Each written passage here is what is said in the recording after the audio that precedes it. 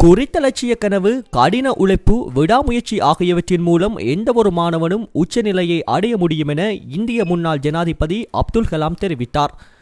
இன்று யாழிந்து கல்லூரியில் பாடசாலை மாணவர்கள் மத்தியில் அறிவியல் சமூகத்தின் தோற்றம் எனும் தொனிப்பொருளில் உரை நிகழ்த்தும் போது இவர் இதனை தெரிவித்தார்.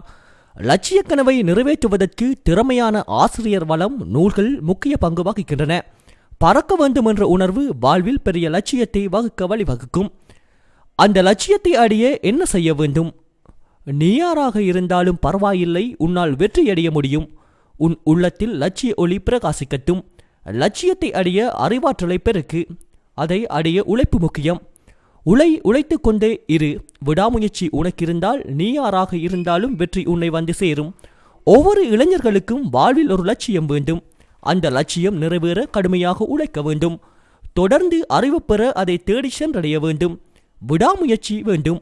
தோல்வி மனப்பான்மையை தோல்வியடைய செய்ய வேண்டும்.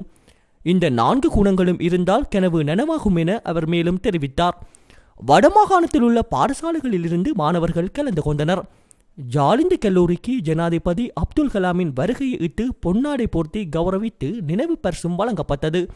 அத்துடன் அகில இலங்கை இந்து மாமன்றத்தின் தலைவர் நீலகண்டன் ஆகியோரும் பொன்னாடை போர்த்தி கௌரவித்தனர். இந்நிகழ்வில் அமைச்சர் திசவிதாரன, நாடாளுமன்ற உறுப்பினர் அஸ்வர், இலங்கைக்கான இந்திய தூதுவர் அசேகே காந்தா, ஆளுநர் GS சந்திரசிறி, பாடசாலை அதிபர்கள், வடமாகாண கல்வி திணைக்கள அதிகாரிகள், வலய கல்வி பணிப்பாளர்கள், ஆசிரியர்கள் கலந்து கொண்டனர்.